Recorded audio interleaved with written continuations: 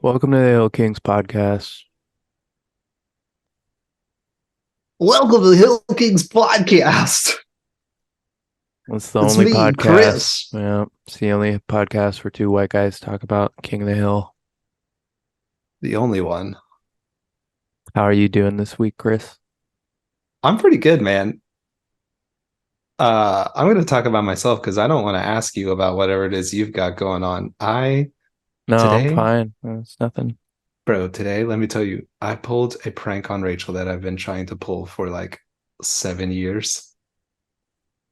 Rachel is like deathly afraid of root beer, doesn't want to drink it. I've been trying to get her to try root beer ever since I known her. She was no, no, no, no, no. It got to the point where I tried to get her into drinking root beer. She's extremely vigilant. She does not trust me around brown sodas because she thinks I will try to get her to drink root beer. Well, I brought her some lunch today and I was thinking, today's the day. And I finally landed it. I finally got I switched the lids type of thing, got her to take a sip of root beer. So it was a triumphant day for me.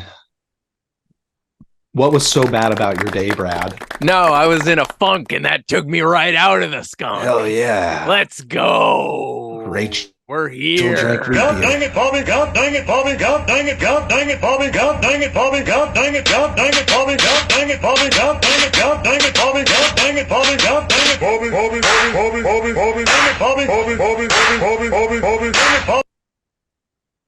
Hell yeah. We are here. We are here to discuss season 1, episode 3 of The King of the Hill, The Order of the Straight Arrow. Woo loo loo, woo loo loo. There's going to be a lot of that this episode. I loved this episode. Yeah, it's There's pretty so good. many gems in the bitch. Yeah. This episode aired on February 2nd, 1997.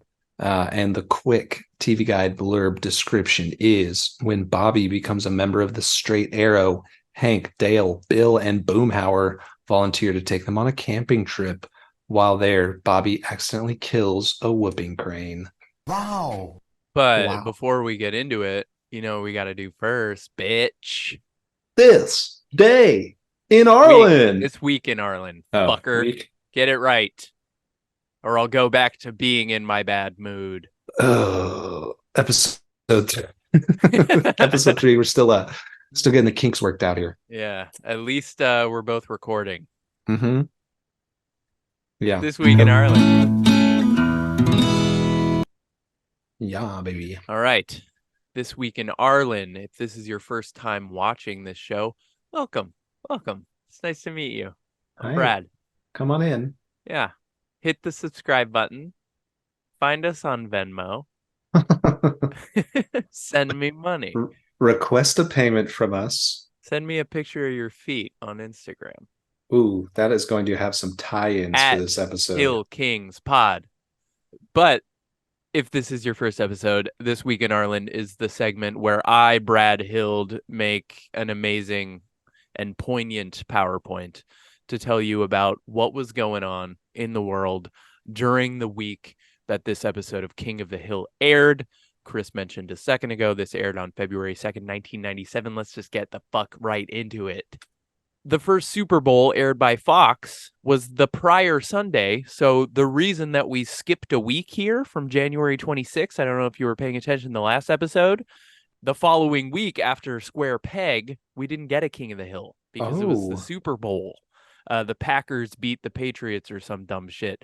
The More superb importantly, owl. my boy Super Mario tied the NHL record for goals in a single period with 4 in a 5-2 win against the Canadians. Fuck the Super Bowl. Yeah, the superb owl. Make that joke a second time. I was definitely watching this Penguins game instead Yeah. of the Super Bowl as Big, a young lad. Big Ice Ducks guy. That's my team, brother. Hell yeah. For our viewers and listeners that don't know, Brad is Canadian, so he likes hockey by default. Yeah, it's kind of instilled in our culture, Anyway, It's in I his digress. Also that week, Homework by Daft Punk came out on that Monday. Still good. Yeah, who doesn't love a little Daft Punk? This was pre-robot Daft Punk, I believe. Oh, whoa. Yeah. Wild. Yeah. Late 90s, man. But again, I digress. Here's the TV guide for the actual night, February 2nd. Familiar look here. We've got Touched by an Angel. We've got America's Funniest Home Videos. But if you notice, it's airing a little earlier on ABC, and we Mm. have like was ABC just off the air that night? I Yeah. don't understand. What's going on there? Because it doesn't Yeah. look like we've got anything for There A&E either. must have been something going on. Simpsons for this week, Mountain of Madness, another like mid. This was kind of like where the Simpsons started to take a turn to not being so good, not Uh, as good as it was. This was kind of like the beginning of that turn for the Simpsons. We'll continue to check in. When King of the Hill gets its best is probably when the Simpsons kind of turns to shit. But Man, we don't talk about anything past season 8. look at that run on Fox though. Starting out 7 p.m. World's Scariest Police Chases all the way through X-Files. Fucking Man, don't even banger of a change the Sunday channel. night, dude. Yeah, that's must-see TV. Yeah, man. I used to love those World's Oh yeah, whatevers, man. and Cops. I Hmm. watched a lot of Cops. I fucking hate Cops now. If you're a cop and you're listening to this, unsubscribe. ACAB, don't at uh me. I hate you. yeah, those late 90s, early 2000s cops. It's a different, Yeah, it different was good. NBC Sunday Night Movie, The Client. Never heard of it. hmm. We want to take a look at that? Yeah, you can. Yeah, let's see what that's all about. I'll continue. Number one movie at the box office this week was the re-release of Star Wars. Hmm. Tons of changes in this one that I put up on here that I don't really give a shit about. Mm-hmm. But Right. yeah, number one, it was, I believe, the 20th anniversary of Star Wars. I actually have this version of the re-release on VHS. Brad, before you talk about Star Wars, do you want to take a guess on what type of client the client is about? Is it a sex thing? Yeah, it was on No, NBC. Hair cutting. close. It's a crime drama. That was that close. That's not close at all. Yeah, it's close. Yeah, it stars Susan Sarandon and Tommy Lee Jones, as well as Brad Renfro. Apparently, it's about a boy who witnesses the suicide of a mafia lawyer. There's a Simpsons episode based on that, I think. Yeah, so I guess it's kind of about how the DA is trying to use the kid to take down this mob operation. He's kind of getting clockwork oranged by a couple of different groups. So yeah, the client, Tommy Lee Jones. We'll watch that for a bonus episode or something. Probably not.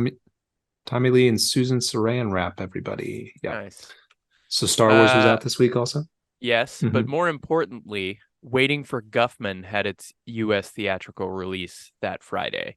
This might be my favorite movie. You've never seen Waiting for Guffman? I've never seen Waiting for Guffman. Bro, have you seen This Is Spinal Tap? Yes. Or Best in Show? Oh, I love Best in Show. Yeah, it's Christopher Guest. If you like Best in Show, you will fucking love this movie. It's his best work. Eugene Levy, Parker Posey, obviously 91% on Rotten Tomatoes and a 91% audience score. I rewatched it this morning just because it had been a while, and it just kind of like reminded me how much I love this movie. Definitely top 5 movie of all time. It's got Fred Willard, Catherine O'Hara, pretty much entirely improvised. Nice.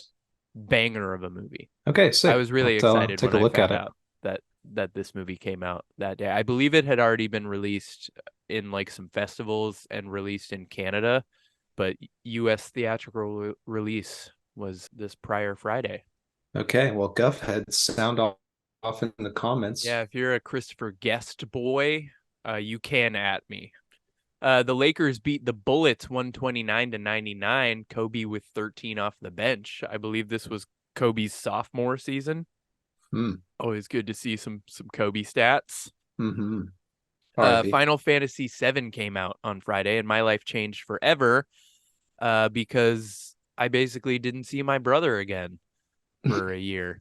Shout out Brian. This was a huge deal in our household. Yeah, he was big into Final Fantasy. 3-disc version of it. I also played it. I do love Final Fantasy games, but this and Final Fantasy VIII were huge old deals in the household for me. I was never a huge Final Fantasy guy. My first Yeah, taste of I'm Final not big Fantasy. on it, but Yeah, I've played some of the remakes and have never gotten all the way through them. They're hmm. super enjoyable, and I know they're extremely significant games, but I was really big into Final Fantasy Tactics.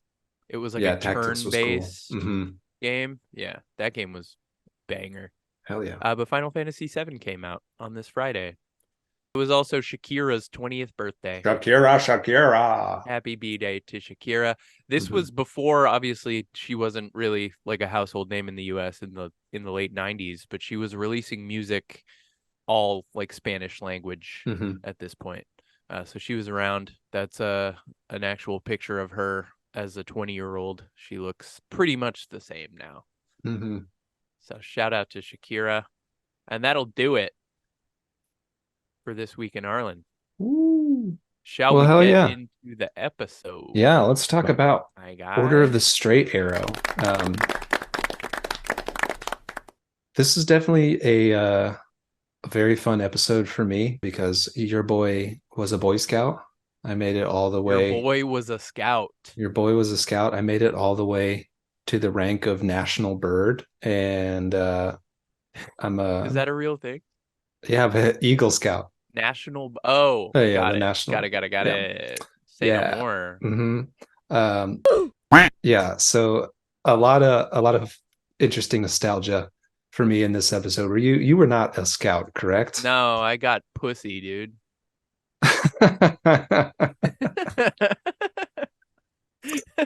That's Oh, not true at all. that's so funny. I did not get pussy. But no, I got a lot of that same kind of experience and skill set of like working with tools and stuff, but Hmm. that's just because I was kind of like forced to do manual labor a lot as a child. I didn't get any of the like community or bonding or You didn't get to wear like a fun values. uniform. I didn't get to wear a fun uniform. You didn't get to do little recite little pledges and do little hand signs and that type of thing. No, no. Yeah. I enjoyed my time in the Scouts a whole lot. Definitely got me out into nature. You know, You ever go on a snipe hunt? I have gone on a snipe hunt, and You have actually gone on a snipe hunt? That's a I, real thing. yes, it is a real thing. So right off the top, there's some similarity to BSA. There's within Boy Scouts, there's you guess you might call it a secret society, or there's kind of like a Well, that's got not nothing to necessarily a do varsity. with that large cash settlement that recently was announced. No, no, That's not the secret society. no, no. As an organization today, Oh my God, it's so juicy. no, no.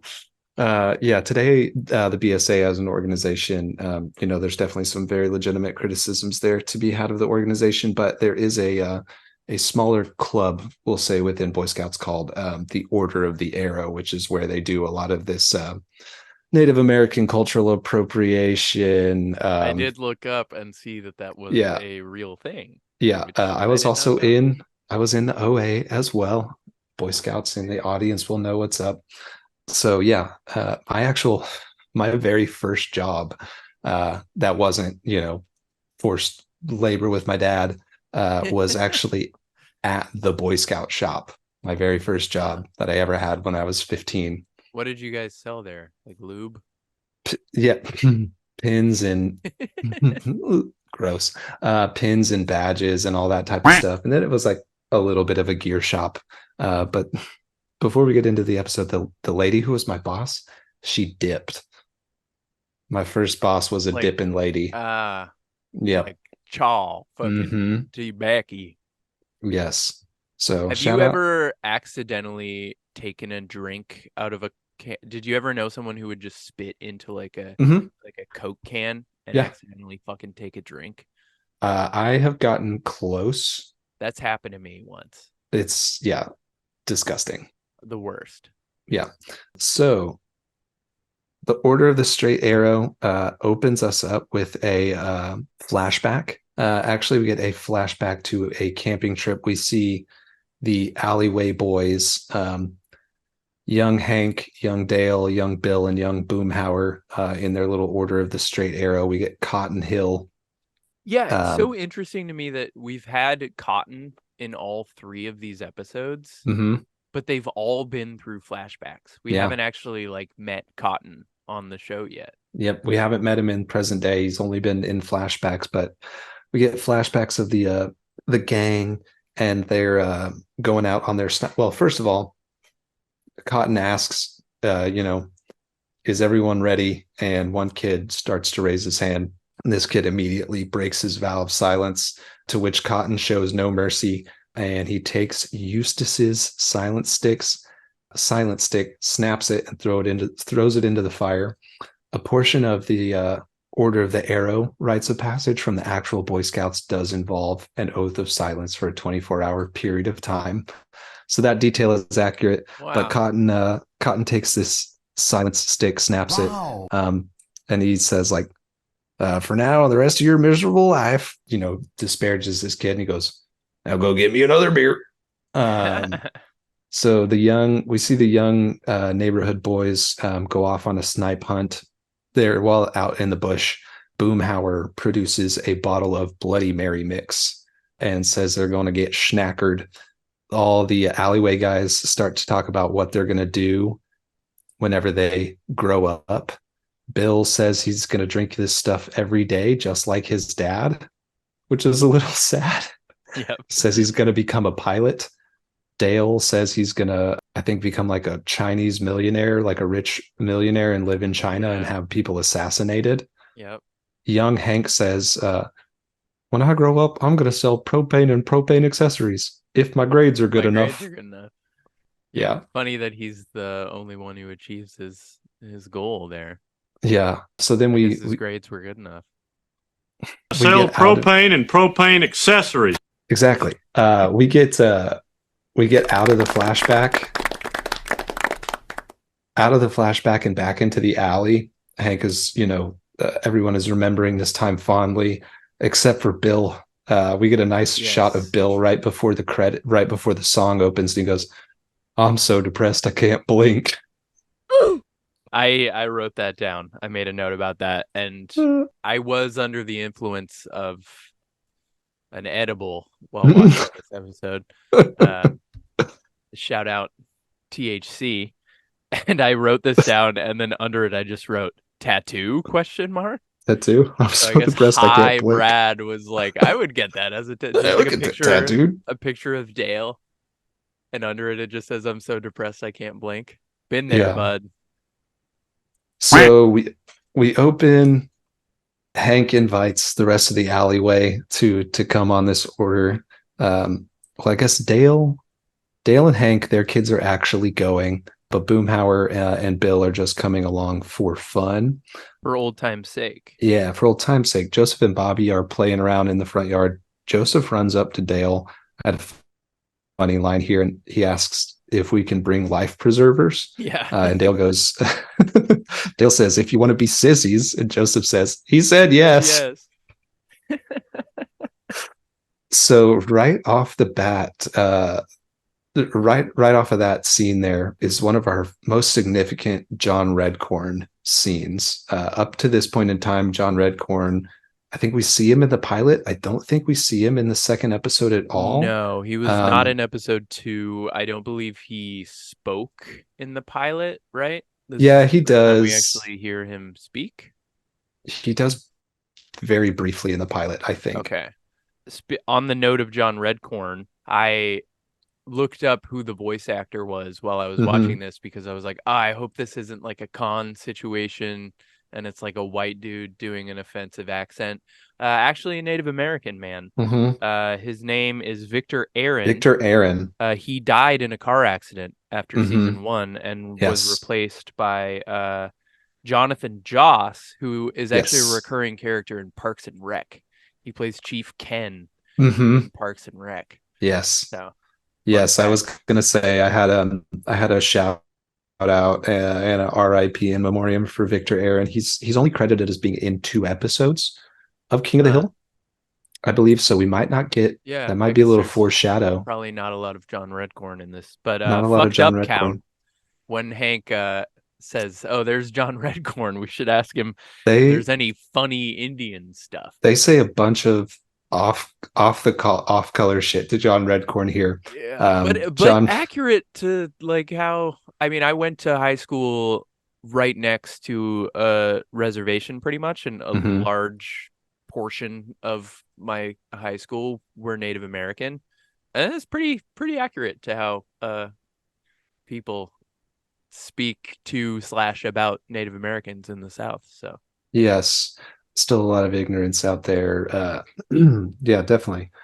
Respect the treaties, land back for sure.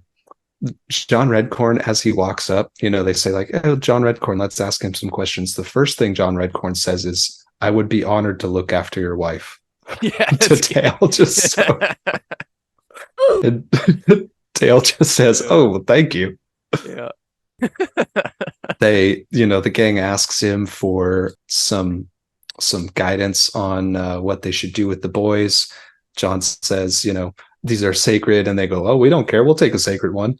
And then Dale even goes so far as to say, like, "I like how you say everything is sacred. That's funny."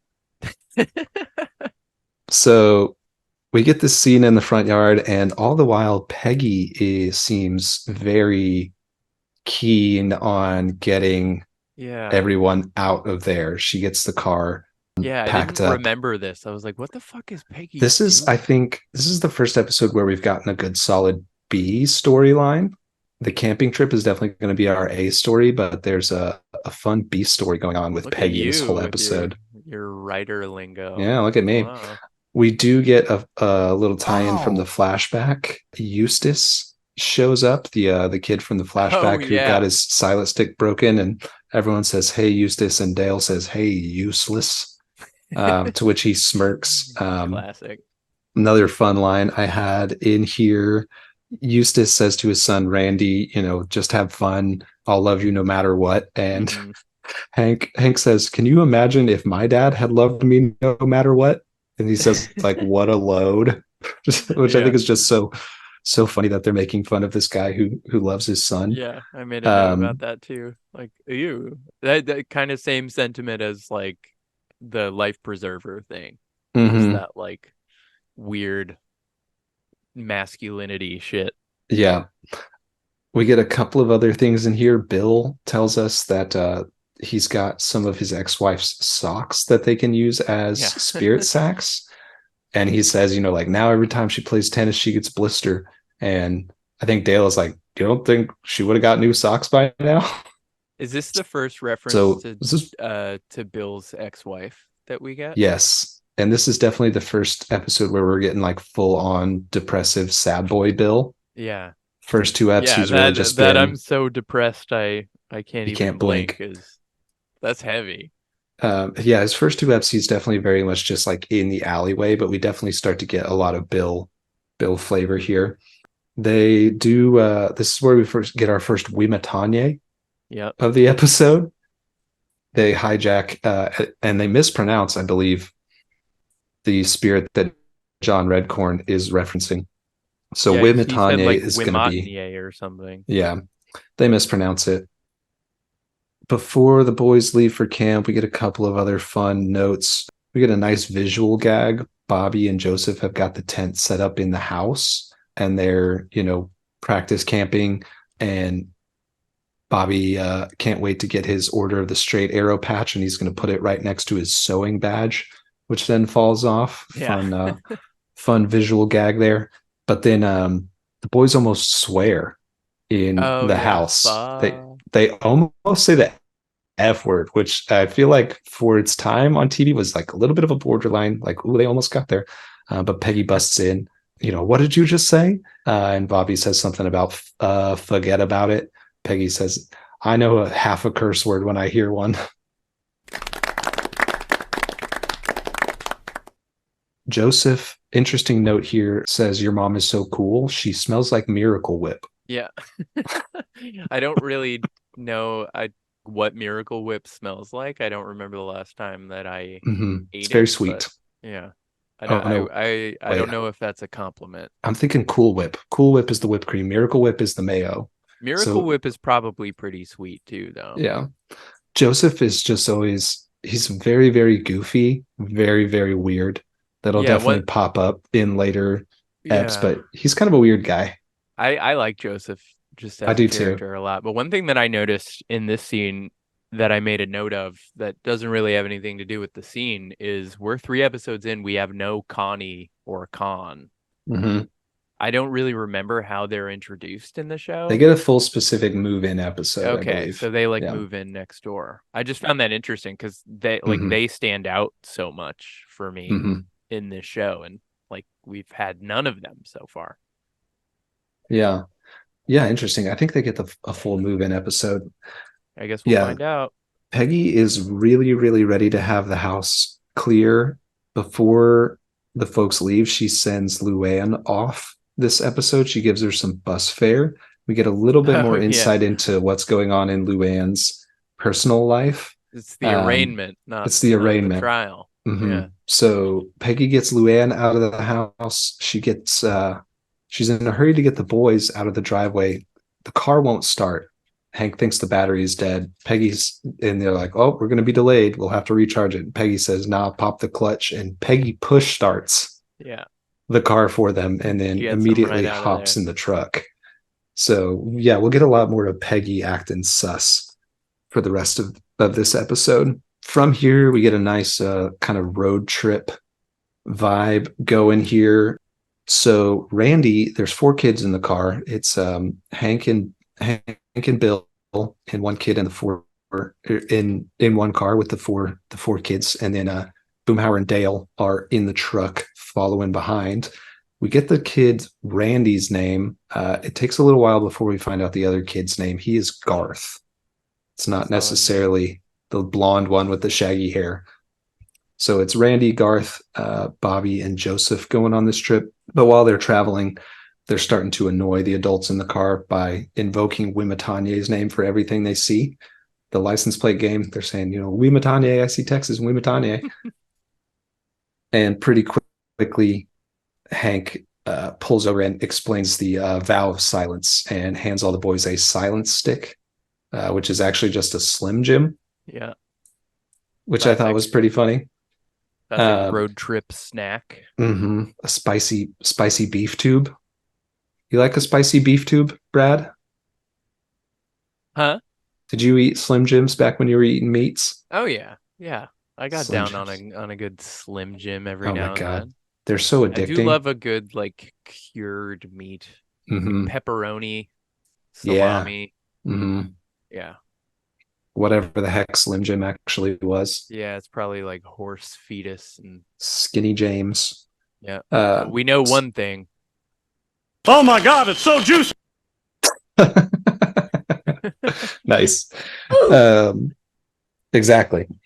So the boys get their silent sticks, which are just Slim Jims, and pretty much right off the bat, Bobby does what we saw in the flashback, where he goes, "Right now," and Hank is like, "Yes, I'll give you that one for free, but no more talking." And then Bobby's like, "Okay."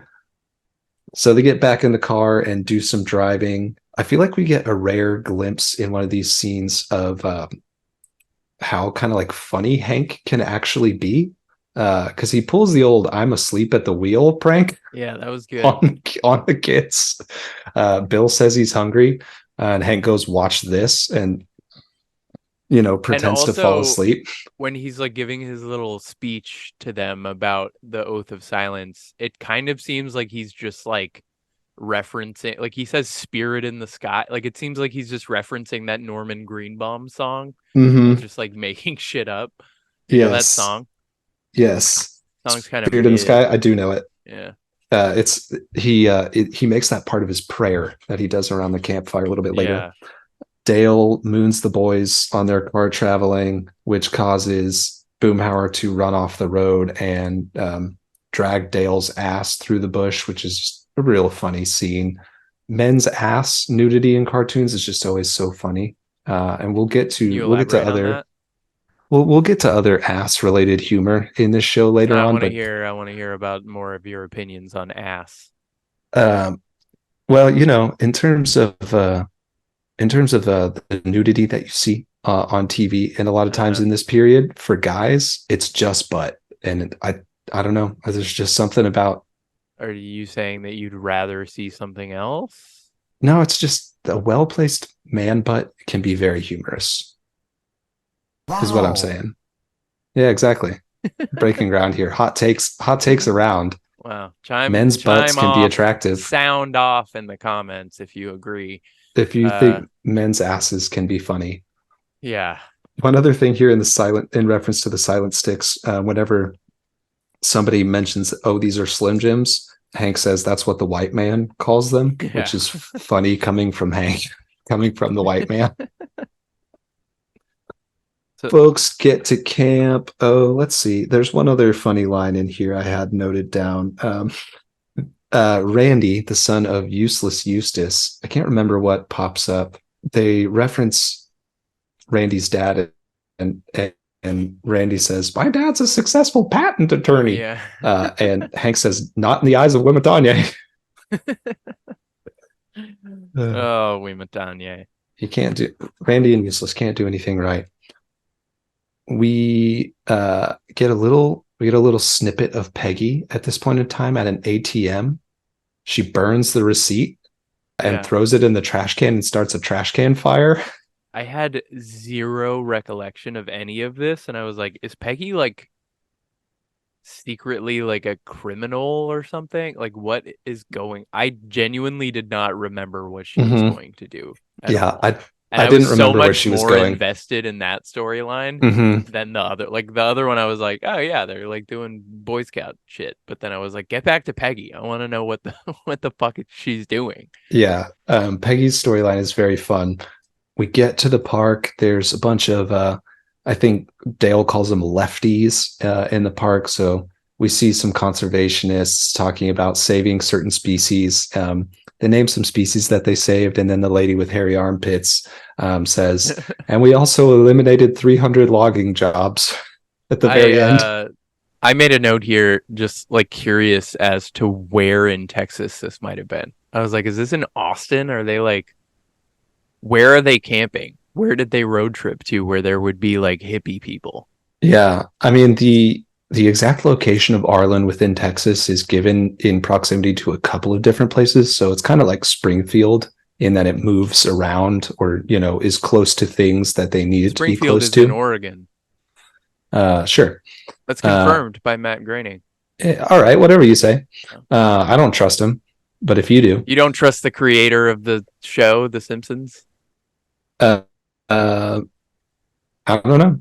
Hot takes all around. Yeah, it's not exactly given where they're camping, but it has trees, so we gotta suspect it's not like far west Texas. Yeah. I mean, I have a little more later on. I was able to actually pinpoint exactly where they're camping. So stay tuned for that. Okay, interesting. All right. Hot takes all around. We've got a line from Hank about one of the conservationist hippie ladies about would it kill a tree if she wore a bra? Yeah. It would actually. Yes. It would. It would. Oh, would. Wow. Hot takes all around. The boys are getting the camp set up and everything. They start to talk about the order of the straight arrow and kind of what it means. I noted down a funny line to them talking about the earth and honoring the earth. I think Hank says, "She's ours by God, our taxes paid for her," in relation to Mother Earth. Yeah, Hank mentioned something about a bill. He says Bill HR 57 at one point. I think it's around. Yes, they do a prayer around. They do a prayer around the fire, or it's part of their pledge. I think it's the pledge of the Order of the Straight and Arrow. And yeah, at the end, they say straight arrows are against Bill HR 57 for the importation of South American propane. Yeah, I looked that up. I couldn't find anything about that being a real bill, but I did find an actual Bill HR 57 that was introduced in 2021, I believe, called the No Free Rent for Freeloaders Act of 2021. Didn't pass. Yeah. Goodness. Yeah. was that a federal law, or was that like a Texas? Who tried to pass that? I didn't look into it very far. I'm assuming it's one of those whack job conservative assholes. Sound off in the comments if you're a whack job conservative asshole. Yeah. But yeah, around the fire here, we do get that line about Hank kind of mashing up the couple of different phrasings here, talking about the spirit in the sky. Oh no, he starts out with though we may walk through the shadow of the valley of the shadow of death. Yeah. We're going to recommend you to the spirit in the sky with liberty like and justice for all. Quoting songs / the Pledge of Allegiance. He gets a Bible quote, a song quote, and then the Pledge of Allegiance all rolled into one. The American way. Yep. We get another flash of what Peggy is up to, another couple of flashes. We see her driving down a long deserted highway that gets no radio reception.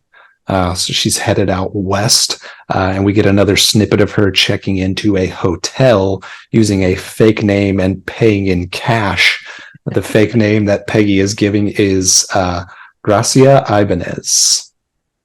Solid. So she's using the fake name. She's paying in cash. She's driving far away. At this point in time, what is she doing? I was on the edge of my fucking seat at this point. I was too. I was really enjoying the Peggy content this episode. So the boys are getting ready to go on their snipe hunt. Dale, gives a physical description of the snipe. They get their whoop ass sticks and their bags, and then they give the snipe call that you have to do.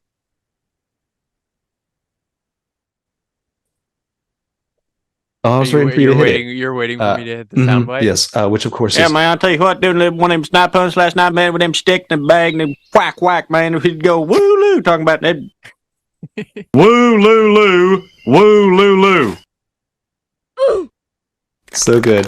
Yeah, wooloo is how you is how you call them in. So on the note of a snipe hunt, the only context that I had for a snipe hunt was from Up. Mm-hmm. I didn't know it was a real thing. Yeah. You said that you've done one before? This is like a real thing that they're like, go get a snipe? I have done a snipe before. Some folks will call it different things, but the concept of a snipe hunt is all the same. You send groups of kids out in the woods to look for this fearsome creature or to try to catch a creature. Did you know that it wasn't real? It's not a real thing? I had a little bit of suspicion because by the time somebody tried to pull it on me, I was like a mid-teen, and I was like, there's no way this was true. You were 30?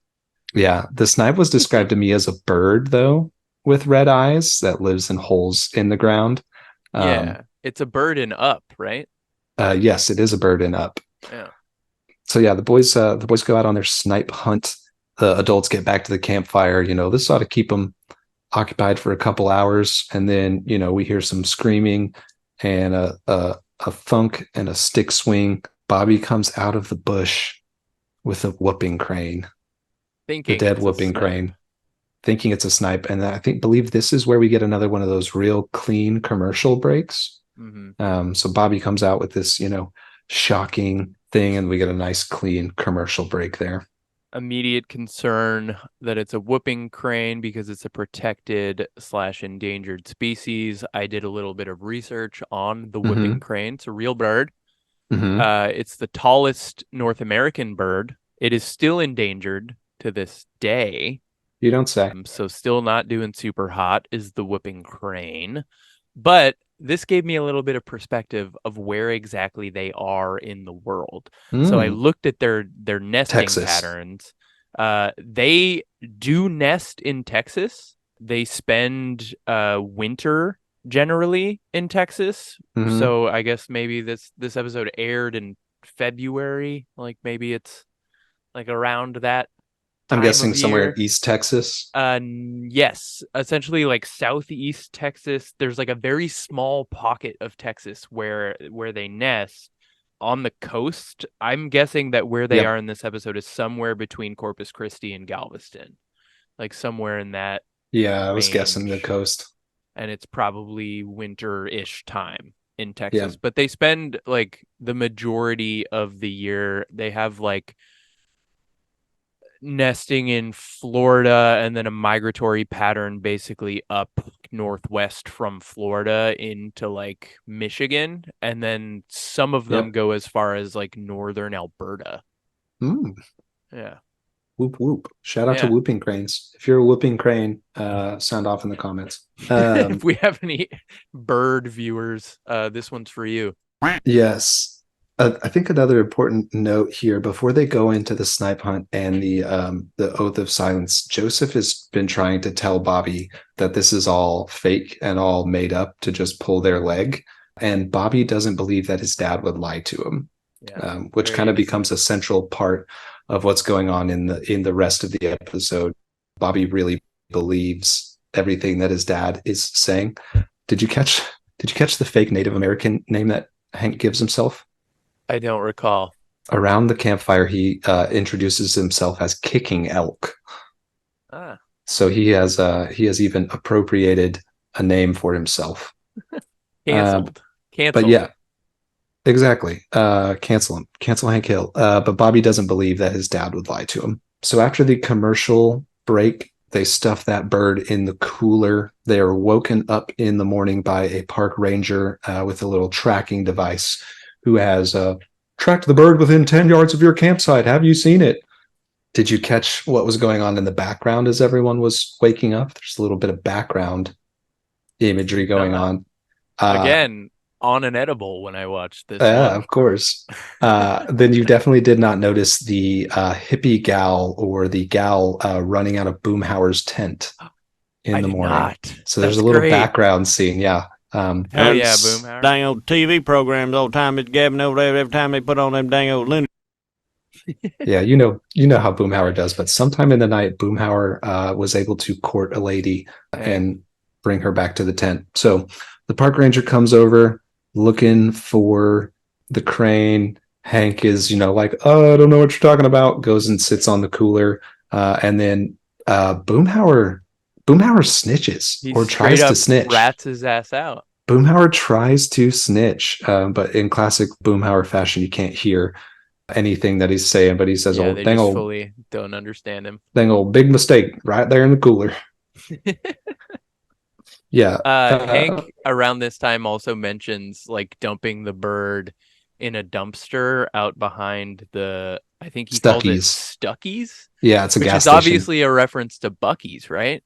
No, Stuckey's is a separate Stuckey's gas is real? station. Mm-hmm. Shit, I thought it was like a Buc-ee's thing, and I was gonna talk about how cool Buc-ee's is. What is Stuckey's? Stuckey's is also just a chain of Texas gas stations, and then I think there's a specific type of snack. There's it's like a peanut roll or something like that.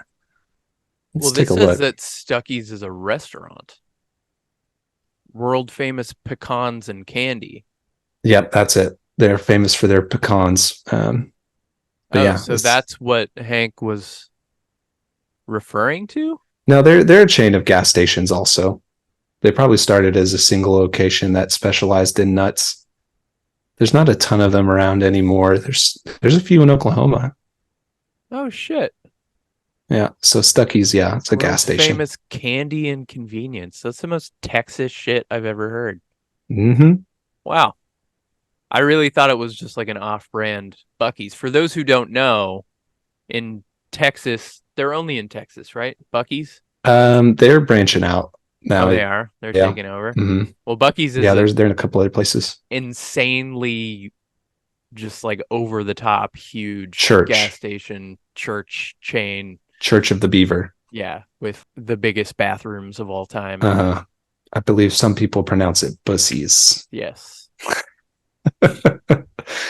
Some people meaning me. Praise be to the Almighty God. Woo loo loo. Woo loo loo. Anyways, I guess I was wrong about that. Wimitanye for that. Wimitanye forgive you.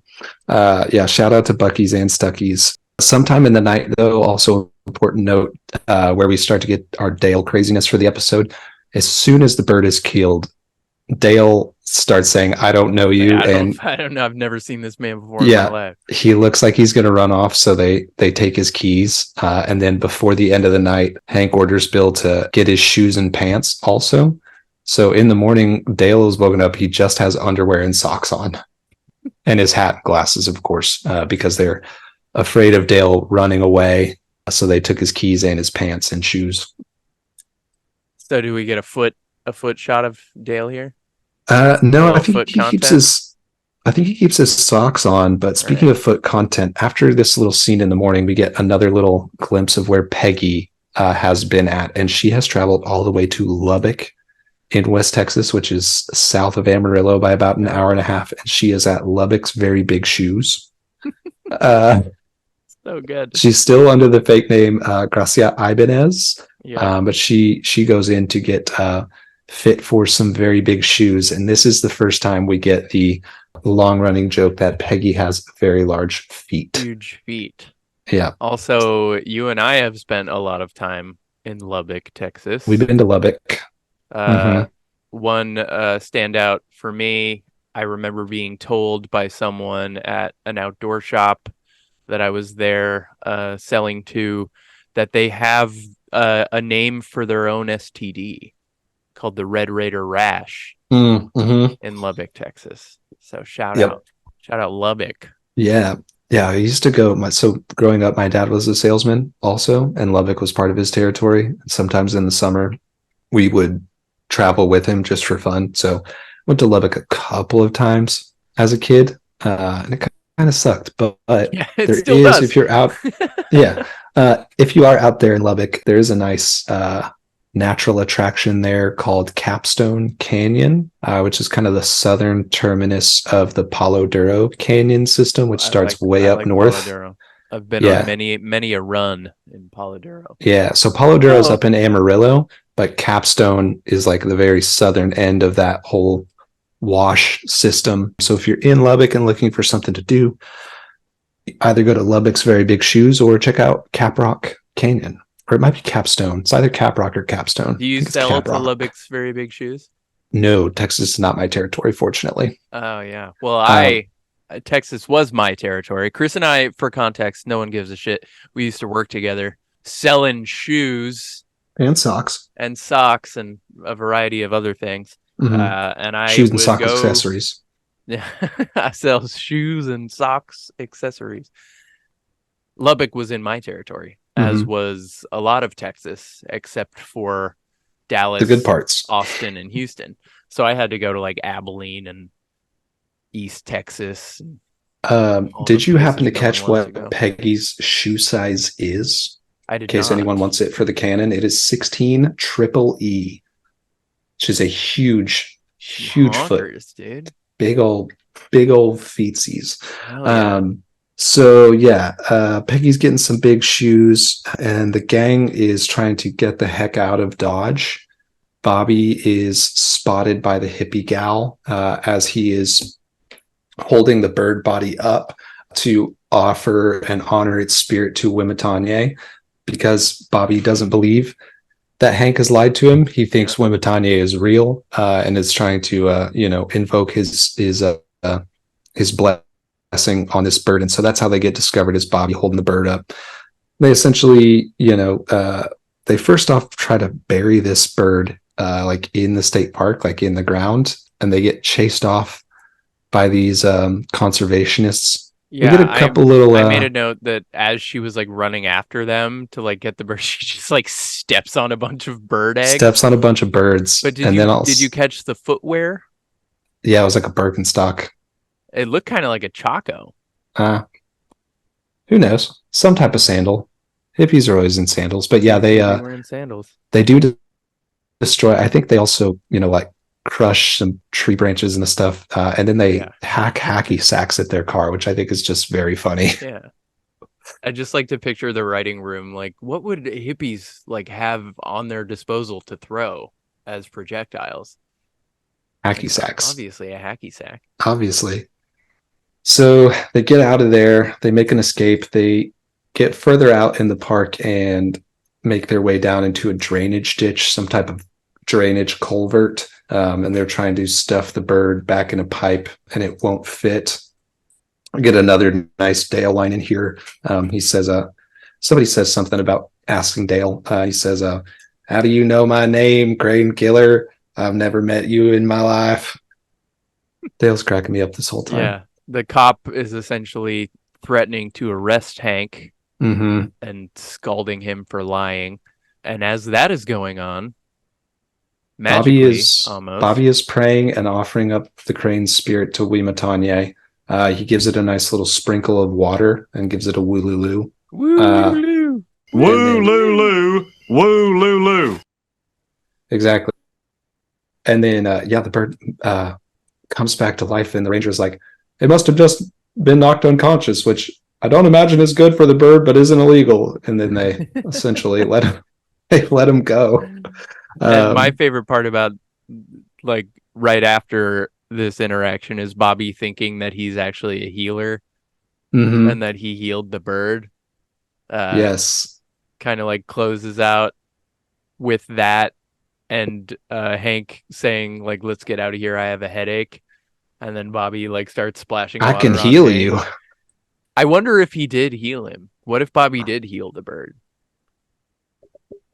Exactly. It kind of seemed We won't like know. Hank made a face where I was like, doesn't seem like he has a headache anymore. Maybe that's canon. Yeah. I thought that myself as well, because that bird spent all night in an ice chest. Yeah. As well, How would being it be deprived of alive oxygen. still? I don't know. I didn't see in the Wikipedia article that I read about whooping cranes anything about them not needing oxygen. So, I Who mean, knows? maybe they don't need to breathe. Ornithologists, sound off in the comments if whooping cranes can come back to life. Yeah, we have to have at least one ornithologist in our 7 listeners that we have. Yeah. We probably got who else is in our 7 listeners? Definitely not my wife. Oh, not my wife either. Yeah, she's not going to listen to this shit. No, 100% not. Down here in the drainage culvert, we get a little bit of sentimental wrap up between Bobby and Hank as well. Bobby asks Hank, so you lied to me, and Hank and Bobby kind of make up there in that scene as well.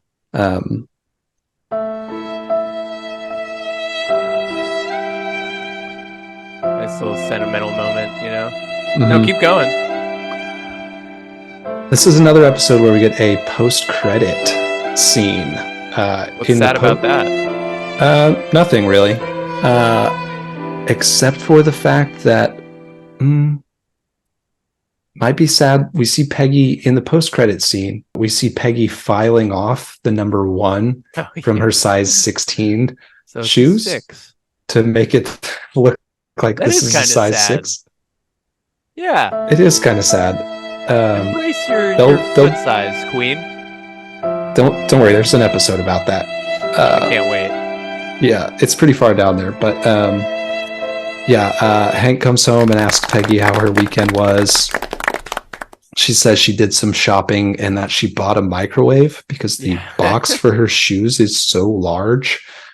And Hank says this house goes through microwaves like other people go through shoes. Just kind of funny. Solid ender. Yeah. The Peggy side story really carried this episode for me. Mm-hmm. That'll become constant later on in the show is having a side plot. Yeah, that's pretty common in sitcoms in general. Simpsons did it. Simpsons did it. Simpsons did it. What do you give this episode? How many beers you pulling out the cooler? How many Alamos? Out of the cooler for me, I think I'm drinking 5 of those beers just because my history with Scouts. It's a fun little, can see elements of your young self out there, camping trip with the dads and all that. I've never killed a whooping crane. But you have been on a snipe hunt. That's huge. I have been on a snipe hunt. I've led some kids on a snipe hunt. Today. I think I'm gonna go 5 too. I'm gonna pound 5 down. This was 5 a good beers episode. out of the cooler. Yeah. Mm-hmm. All right, now that that's out of the way, should we crown the Hill King of the episode? The king of the episode? Who's the Hill King? God dang it, Bobby, God dang it, Bobby, God dang it, God dang it, Bobby, God dang it, Bobby, God dang it, God dang it, Bobby, God dang it, Bobby, God dang it, God dang it, Bobby, God dang it, Bobby, God dang it, Bobby, Bobby, Bobby, Bobby, Bobby, dang it, Bobby, Bobby, Bobby, Bobby, Bobby, Bobby, dang it. Who you got? Hell yeah. This is the segment of the show. If this is your first time listening, listener, welcome. Where we crown the king of the hill. the Hill King of the episode? Who was the Mhm. MVP? This is totally up to us and esoteric and not based on anything factual within the episode or the series at all. It's just how we Mhm. feel in the moment. So my king is the spirit in the sky. The king of the episode for this for me is definitely Wimitanye. You can't choose Wimitanye. I can, and I just did. See, Wimitanye brings the group together for the weekend. They're all on that Wimitanye train, and Wimitanye also brings the whooping crane back to life. So for me, it's Well, Bobby Wimitanye. does. Bobby kind of does that. But yeah, but Bobby had to ask Wimitanye. That is true. All right. I'll give it to you. I'm going to go Bobby. Seems like kind of the obvious answer, but Mm-hmm. I thought this was a very good Bobby episode. Some really good lines from Bobby. Him going woo woo woo woo woo woo has been stuck in my head for like 2 days. Yeah, I gotta go.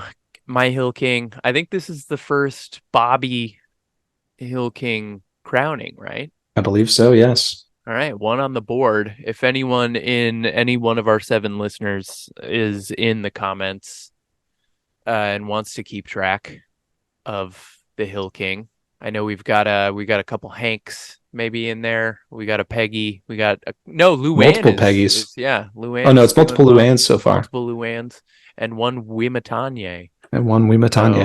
So, yeah, that is the Hill King segment. That brings us to the end of episode 3 of King of the Hill and episode 3 of this podcast that you are listening to or watching right now. If you are listening to the show on Apple Podcasts or Spotify or wherever you listen to your podcasts, you can actually watch us on YouTube as well. There is a video component. You can see our lovely faces. If you are watching on YouTube, you can go subscribe on Apple Podcasts. We recommend you do both. Yeah, join us next week for season 1, episode 4. Hank's got the willies. And subscribe, follow us on Instagram, Hill Kings Pod. I'll come back now. We out. See you next week.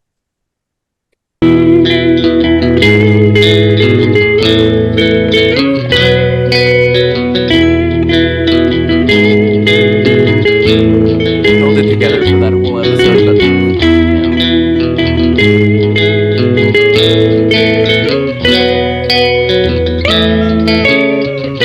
so depressed I can't blink.